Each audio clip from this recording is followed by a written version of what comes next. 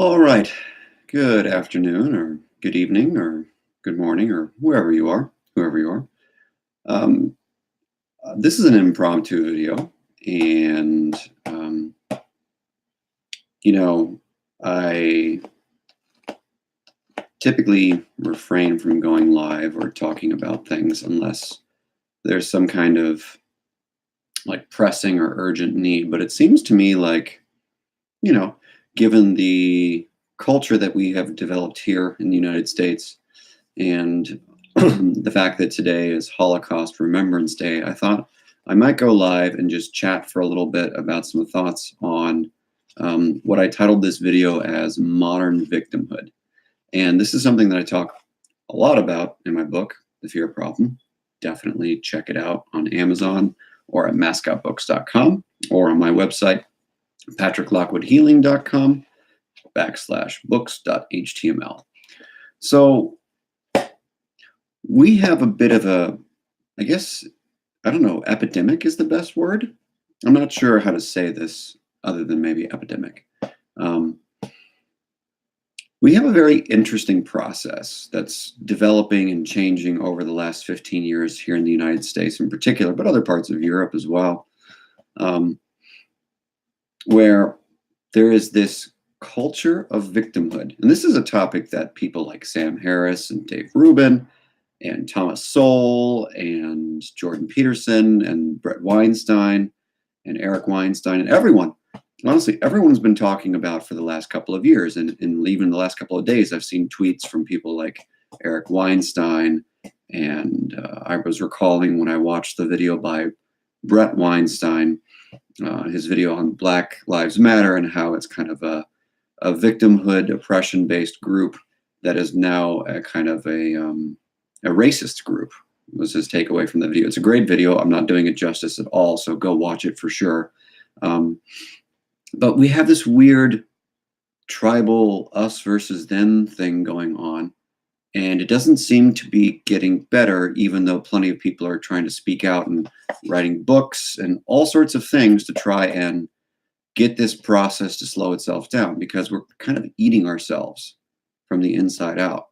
So today is, again, just the kind of the preface for this video is today is National Holocaust Remembrance Day, which, again, the Holocaust was a horrible thing.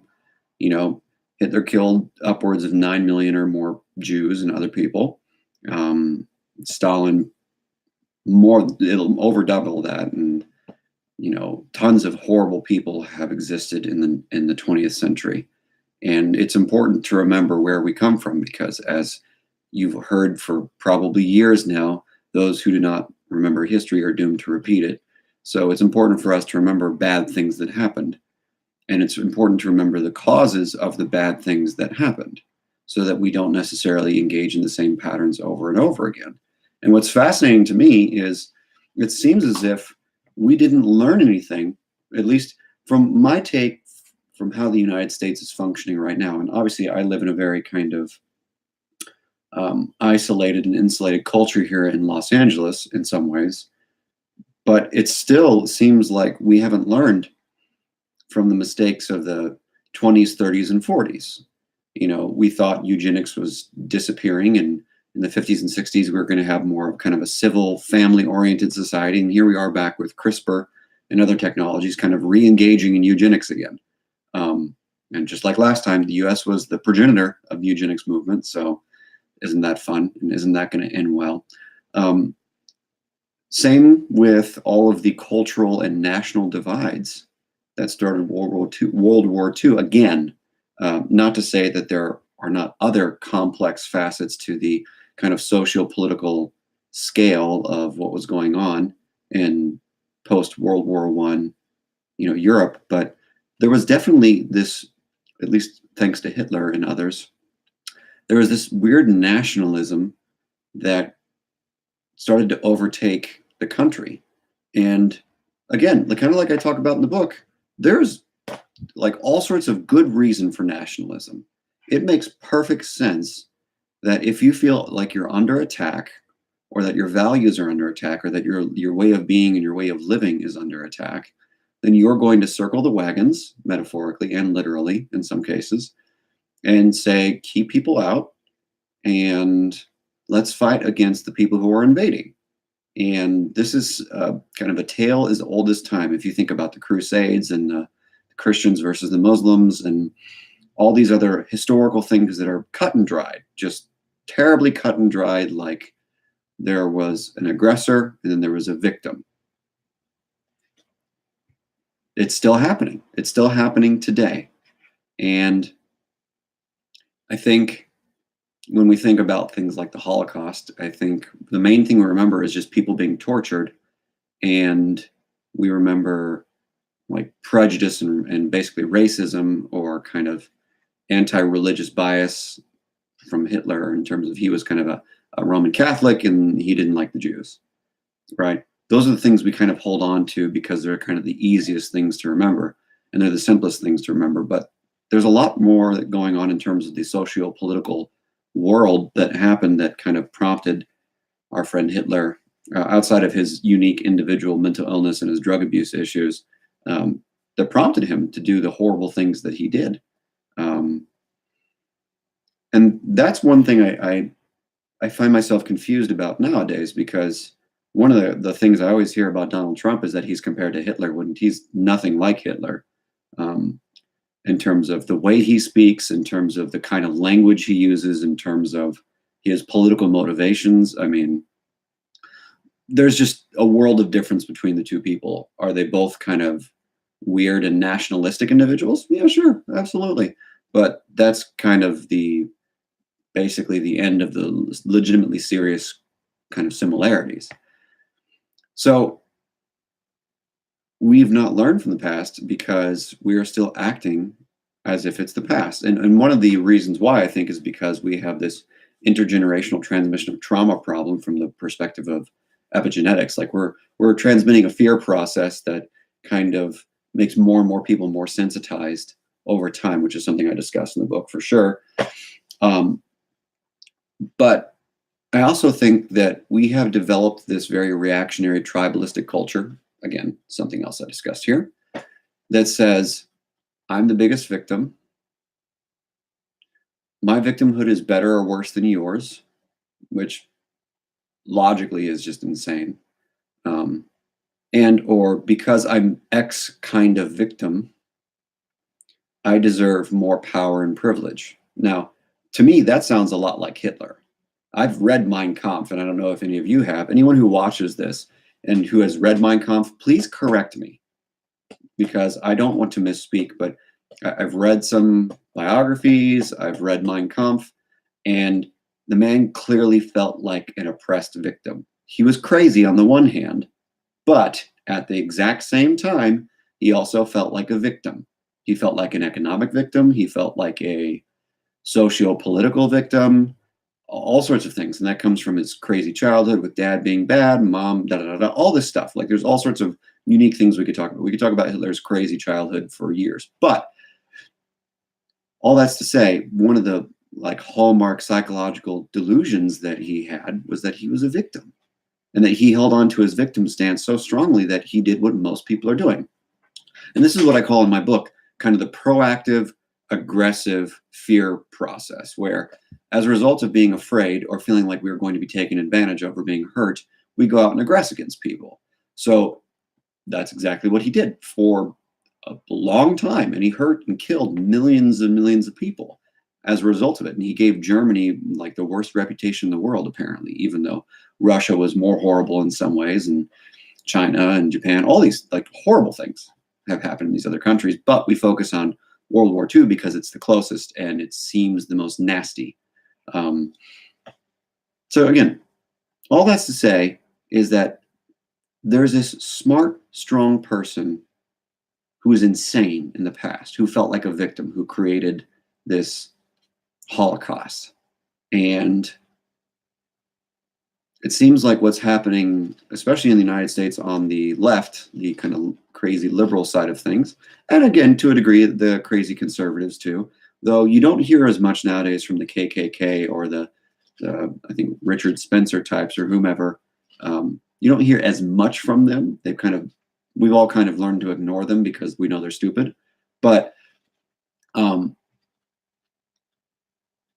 the crazy liberals seem to be kind of pulling a Hitler on us, where they feel like victims. Some bad stuff absolutely has happened to them. And now they're kind of engaging in some nasty identity politics that's really hurting people. And it's really destroying parts of this country.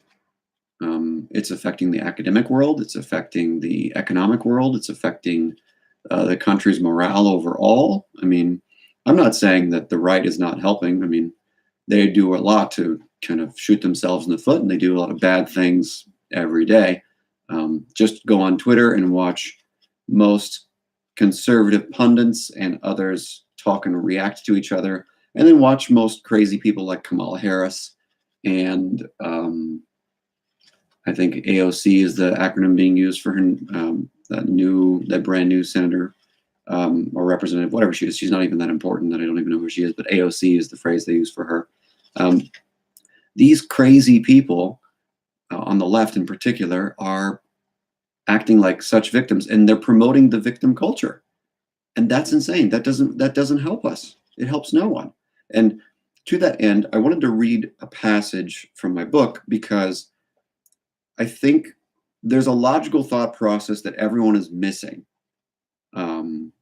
I think everyone's missing about this victim culture. And the problem for me is it's really, how would I say it?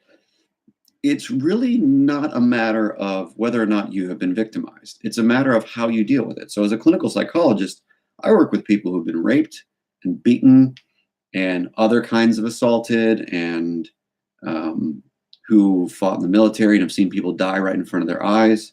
I've seen a lot of kind of like legitimate suffering in my clinical practice. And what's fascinating about all these people is when they get into therapy and they talk about it, they have a very candid conversation with me. And what's interesting is they're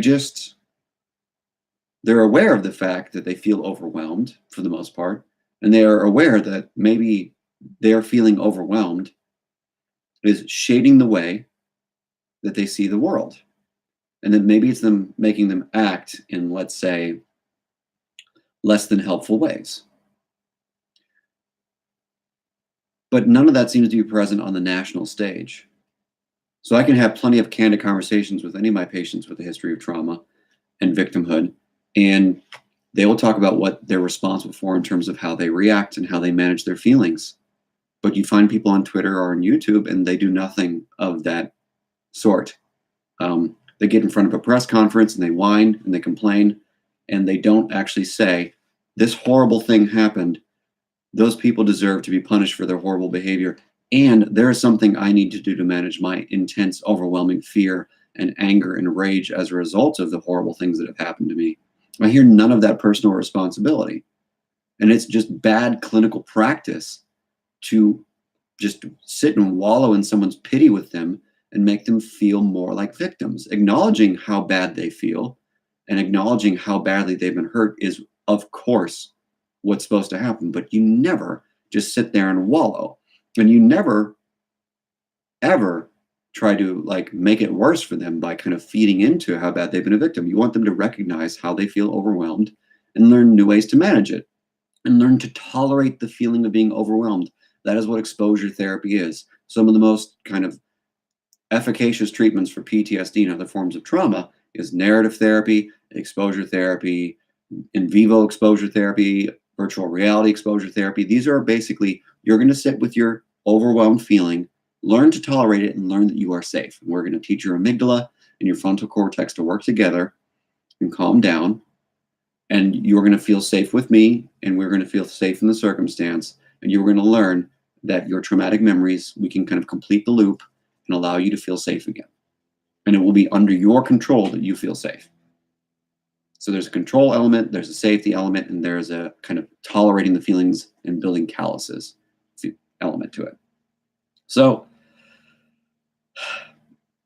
I want to read this part of this book, of my book, because I think it will serve a very important an important kind of frame is that because of our victimhood, we've developed what I call kind of the culture of progress. And that's a problem because it doesn't serve us. And, you know, I go through a lot of different examples of how we are really working really hard to make sure that we don't get taken advantage of anymore, and that, certain subcultures aren't marginalized, blacks and gays, and every culture wants to make sure that the past does not happen to them again, which is smart. However, how we are going about it might not be serving us in our best interests. So again, I say something like, let's examine this culture of progress phenomenon more closely. And you might be thinking to yourself, well, why is progress bad? I'm not arguing that desire for progress is bad. Um, Change is a necessity for any culture or individual to survive and thrive, which in the Darwinistic sense is our goal. It is more than reasonable to want a better life. The question that always comes to mind when I hear people crying out for progress or change driven by the political establishment is this: what is the actual state of progress and change in the US? Because it's important to know whether the situation is really as bad, in quotes, as it sounds. Often, social and political problems are examined by the media, who don't help, or by ourselves, using only one narrow-minded perspective, which can make the problem seem worse than it might be. Perhaps the situation is still not ideal, but much better than it has been in the past. I want you to hold on to that phrase. Perhaps the situation is still not ideal, but much better than it has been in the past. And then the second question I would raise is this: what is the rate of progress and change compared to the rest of the world? Because here in the US, are we moving faster or slower than other parts of the world? So one problem I believe many individuals and organizations in the US struggle with is this ethnocentric or Eurocentric view of cultural progress, that we have to move very, very quickly because we're the most capable, because we're the richest, we're the smartest, we have the best kind of ability and the best values to kind of push culture forward. So if the litmus test for progress is simply the current state of affairs here in the US or other very progressive countries in Europe, then I think we truly don't know how bad the state of progress truly is. Issues like cultural discrimination, poverty, and healthcare are common kind of progress topics discussed by both political philosophies. So I go on, and I said, let's just focus on one subgroup, and let's focus on the LGBTQ population, because I think this is probably, an important group of people that, again, still today victimized. So we need to talk about what's the rate of progress and how bad are things really here in the US. So when it comes to discrimination, the three biggest groups that are typically discussed in the US are ethnic and racial minorities, LGBTQIA individuals, and women. And many of you, like myself, belong to one or more of these groups and might have had a negative or discriminatory experience. And this evaluation that I'm about to do is simply a factual exploration of the problem. And it's not an argument against the fact that you've been victimized, because I've been victimized, and I'm sure many of you listening have been victimized as well.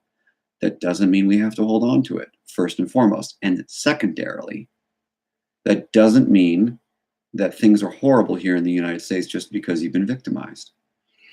So for the sake of simplicity, let's just pick one. So let's pick the LGBTQIA group. So as I always do when I write something or do a presentation, I always talk about the research, because what does the research say? So from the perspective of the three most commonly accepted scientific social justice research domains: basic human needs, kind of opportunity, and well-being. So basic human needs are like money and shelter and all that stuff. Opportunities like legal change and discrimination, and well-being is like perceived health and all that kind of stuff, and access to resources. So regarding basic human needs, it seems like individuals in the LGBTQIA community do not struggle with nutrition, sanitation, money, or shelter. However, on the contrary, a significant proportion of homeless youth identifies somewhere in the queer spectrum. So it seems like the vast majority of LGBTQIA adults have all their basic human needs taken care of and are not being kind of marginalized in any way, shape, or form with regard to that subtopic.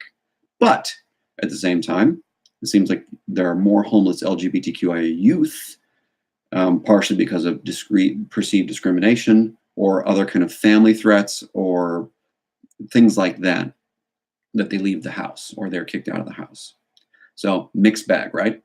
Regarding the subtopic of opportunity, there are many complex issues. For instance, when it comes to advocacy and legal issues, it seems like the LGBTQIA community has had a lot of success in the past decade, if not the past 50 years, with striking down DAT and nationally legalizing gay marriage. There are also very, very clear anti-discrimination laws in place regarding hiring and firing based on just sexual identity. Although not all states in the union have their own laws on that. So it's not all states, but a lot of them, most of them. Unfortunately, according to the EEOC, it's a federal department, there was a 28% increase in the number of allegations of wrongful firing based upon sexual identity in 2015.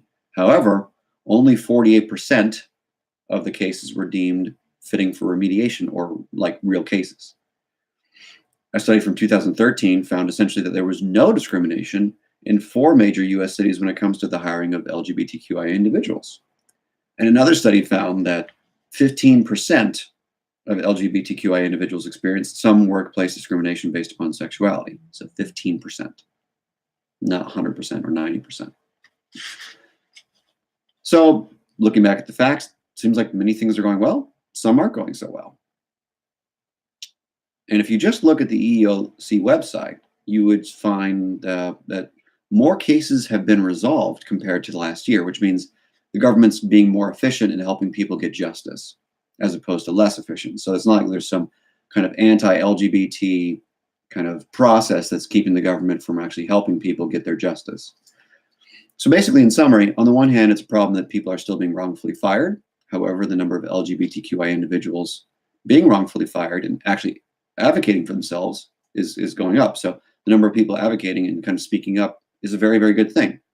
So the main point is some issues still exist. Prejudice certainly exists, but it's all about trends in the data. And it's not like things are that horrible.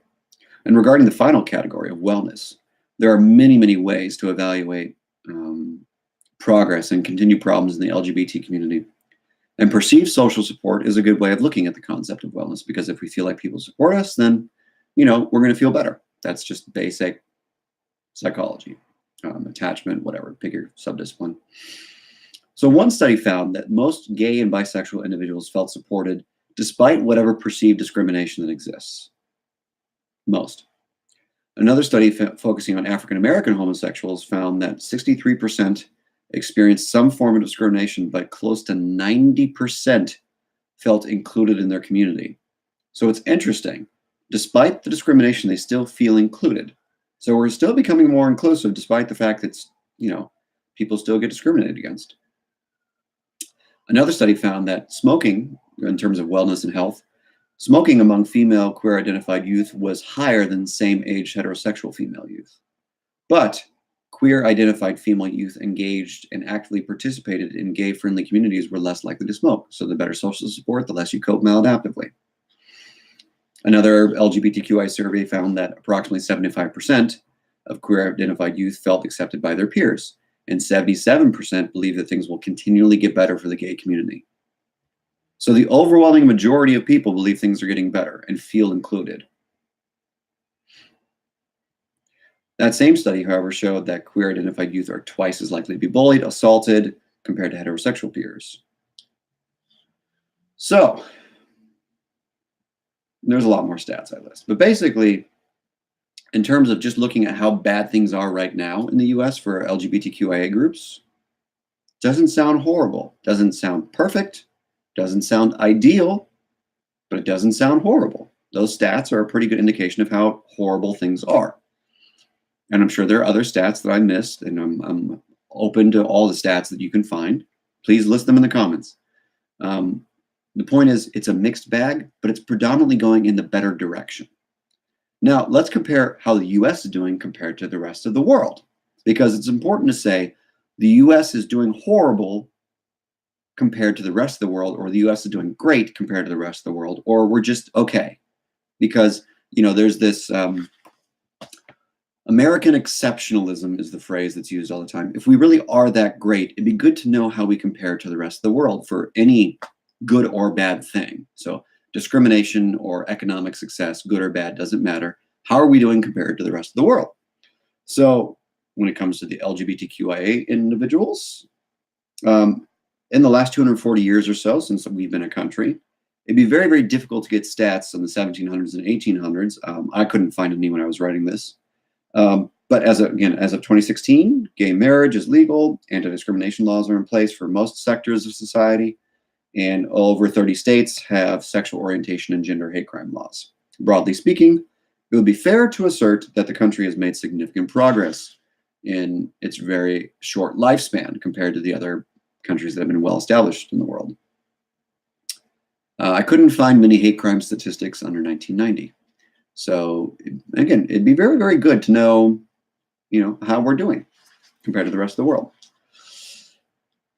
So we have a very, very short lifespan compared to other countries. So as of the beginning of 2016, over 19 countries had full marriage equality. And by the way, I'm pulling a lot of these stats from a very kind of pro-gay friendly human rights campaign website. So as of the beginning of 2016, over 19 countries had full marriage equality. Places like Chile, Cyprus, Greece passed civil union laws. Now, that's only 11% of the countries in the world. And people like Russia and China clearly are lagging behind in this way. Moreover, multiple Southeast Asian countries like Thailand and Vietnam actually have equal protections for trans individuals, which is interesting. So according to stats from the World Economic Forum, LGBTQI individuals in their companies bring in about $3 trillion annually. So it's an economic benefit to have LGBTQIA individuals working for you. Another interesting finding is that over 2/3 of Fortune 500 companies have anti-discrimination policies. And Fortune 500 companies are all over the world, not just here in the US. So it seems like the world is kind of picking up the same trend and trying to do better. Now, if we examine just these few facts, it seems like the US is at least on par with, if not ahead of, many countries that are much older and have been well established for most of civilized society. So it again, get the book. There's a lot of good stuff in here, more stats. It's not like the US is very, very far behind. And it seems like there's just using this as one example in terms of discrimination and the culture of victimhood for the LGBTQIA individuals in the United States. It seems like everyone seems to be thinking that things are getting better. Now, I've heard a lot of kind of grumbling since Donald Trump has been elected and Mike Pence is in the vice president chair because of the religious stuff and, the trans. I just heard there was some kind of trans military ban by the APA, which I know nothing about because I don't care to know at this point. It's just I don't have the time for it. I just wanted to say that despite the fact that we're afraid right now and people are engaging in this culture of victimhood, that the vast majority of people know that things are getting better. And it's obvious that things are getting better. And that the United States is basically doing better compared to most countries on the planet, according to the research that I found. And again, open to counter arguments that are logical, open to new stats that I haven't read. I haven't checked the Human Rights Campaign in about a year, so I might have missed something. Again, why the culture of victimhood? It doesn't serve anyone. You can watch Larry Elder talk about that for African Americans. You can watch Dave Rubin and other people talk about that for the gay community. It's just there's no need for that anymore. We have become so liberal in this country, so free in many ways, and things are progressing so much that we're okay. So there's really not as much need to worry, it seems like. So identity politics is killing us. The I'm a bigger victim than you game is it's just insane. Like, here's how bad it is. It's so bad that South Park did an episode where they talked about kind of the 23andMe genetic testing stuff, and they made it the kind of who's the biggest victim meme. I'm 34% victim and stuff like that was part of the South Park episode. That's how bad we become. We're so much focused, we're intensely focused on the crappy parts of our history and our lives that we've lost sight of the good stuff that's going on. And we've lost sight of the fact that we're doing okay and that we're not dead, because we could be. So, again, I'm a part of a marginalized group. I could be dead if I lived in the Middle East. I could be. I'm not. I have a lot to be grateful for. And that goes for anyone else who's here in the United States and thinks we're horrible. Um, it could be a hell of a lot worse. So I think there's a problem with identity, as in we've kind of solidified an identity for ourselves as victims, and that doesn't serve anyone. I'm not saying you shouldn't remember the bad things that have happened to you, because again, as the old saying goes, those who do not remember history are bound to repeat it. So I think if we keep this culture of victimhood going, we're going to end up back in kind of like 1930s Germany. And we're going to find ourselves a real Hitler, not Donald Trump. We're going to find ourselves a real Hitler at some point. And I bet it will come in the form of a liberal, but I could be wrong. The other thing is, we are losing sight of the positive qualities of ourselves, our strength, our resilience, our ability to persevere. If you are alive and you're watching this, that's an astounding feat, especially if you're over the age of 30, because for thousands and thousands of years, the vast majority of people didn't live for very long at all. So, only in the last maybe 4,000 or 5,000 years have we been able to live for much longer. So if you're alive and you're over the age of 30, kind of on an evolutionary time scale, then you have a lot to be grateful for. If you live in the West in any way, shape, or form, where we kind of have the most advanced values and the most advanced economy and the most advanced healthcare and all sorts of things, then we have a lot to be grateful for. Now, it's not to say that you aren't suffering. It's not to say that you're not broke, or that you're not a victim, or that you don't have a life-crippling disease or something of that nature, or mental illness. It's just that despite all that, you have stuff to be grateful for. And the more you focus on your victim stance, the worse you act out. That's just a fact. So I encourage you to not focus on your victim stance. I encourage you to try something to be powerful. To not act out of your victim stance, but act out of your ethics and your integrity, to act out of your intelligence, to act out of your beliefs, to act out of your desires, your love for yourself and your people, your love for your family and your friends, your country. Acting out of love, I guess, is something that Martin Luther King used to push for, but I don't think we're interested in that anymore. I think groups like Black Lives Matter and others have just totally lost the message and the spirit of what Dr. King did. It's insane. It's absolutely insane. So we need to kind of refocus, or we will end up back in 1930s Germany. And just you wait and just enjoy the fruits of your labor when we get there, because we could have solved this problem a long time ago. And that is exactly why I wrote the book. So get it, read, maybe meditate, maybe cope better, maybe get some therapy, maybe exercise, maybe not focus on your victim stance or your victimhood, and focus on the stuff that is within your control and that allows you to feel powerful, feel important, feel loved, feel understood.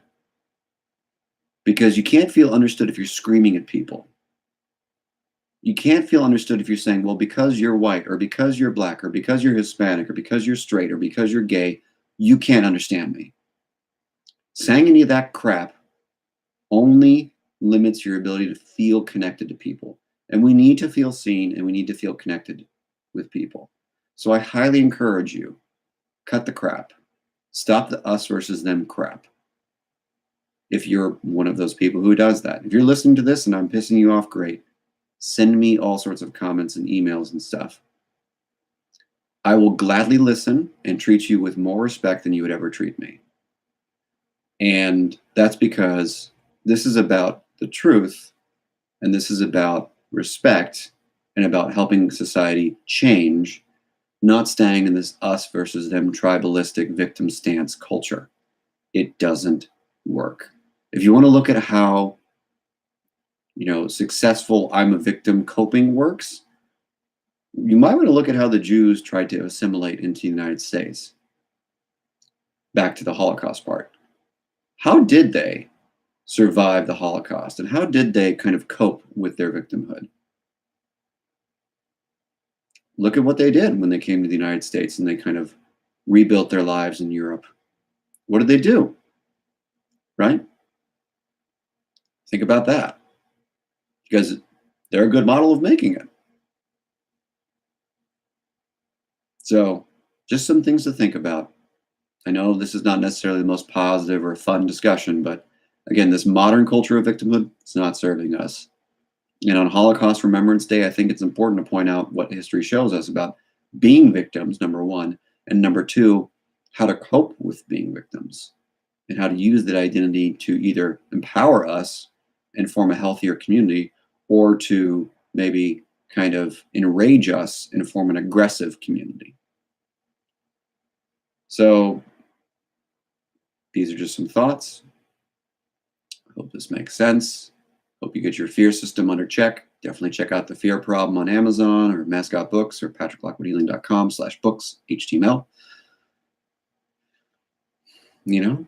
I hate to have a Jordan Peterson moment, but it's time to straighten up your life. If you're a victim, and I've been victimized too, if you're a victim, it's time to straighten up and take charge of your life and focus on the good that you have and focus on the good that you can produce. Not on the aggression, not on the fear, not on the whining, not on the complaining. It's not important to focus on the fact that you've been hurt. It's important to have space for that, but focusing on it and obsessing about it does us no good. Making that the fundamental core of who you are does you no good. Your big 5 personality facets are more important than the fact that you've been traumatized. Now, the fact that you've been traumatized can interfere with your life, and if it is, get some therapy. All right. That's about as much rambling as I can tolerate for one day. I hope you have a great rest of your Sunday, and I look forward to talking again with you soon.